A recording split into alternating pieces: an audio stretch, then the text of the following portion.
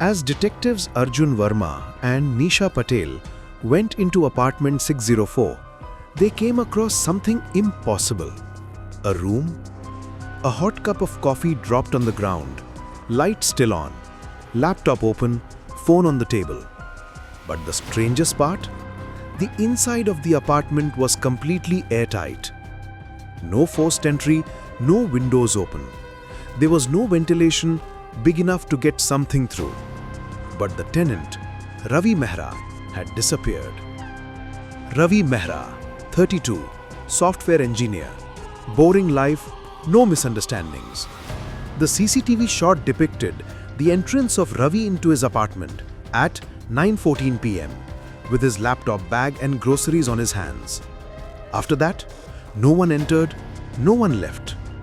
At 9:42 p.m. the neighbors reported, however, a sudden loud noise and some peculiar low buzzing within his flat. At the time Arjun opened the laptop of Ravi, the last thing typed was, "It followed me inside." No explanation, no context, just that message. The wall in the living room had peculiar marks that Nisha observed. Long, deep scratches. Not from furniture, not from tools, something else entirely. On the kitchen counter, a trail of little muddy footsteps crossed over the surface, then stopped halfway, as if whatever made them simply vanished. On the table, Arjun had found a scrap of dark green cloth with a tear in it. Thick, rough, not from any of the clothing in the apartment. In an evidence bag, he sealed it. Even through the gloves, the texture felt strange, rugged, hard, nearly outdoor or unrecognized. They opened Ravi's phone. He had left behind 3 pictures just before he vanished. Photo 1, Ravi with his phone in his face, as though he heard something outside. Photo 2, the door itself with a slight peculiar dent in it, as though some slight pressure had forced it inward. Photo 3, the living room, dark, and 2 of that soft yellow light elsewhere.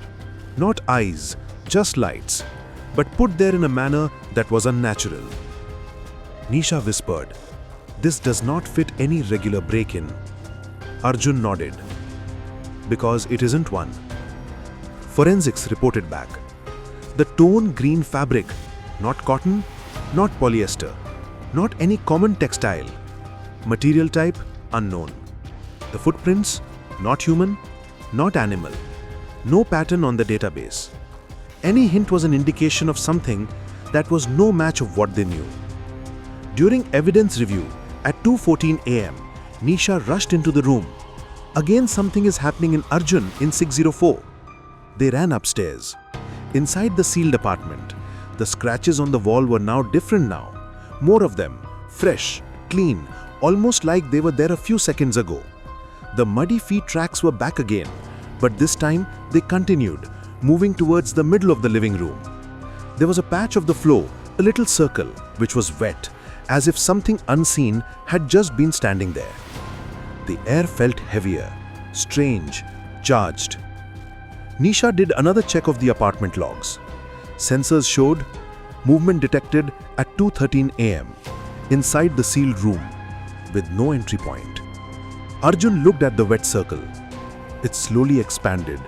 Footsteps were shaping out like they were not seen. He whispered, "Whatever was here, it didn't leave." Nisha swallowed. "But what is it that we are dealing with?"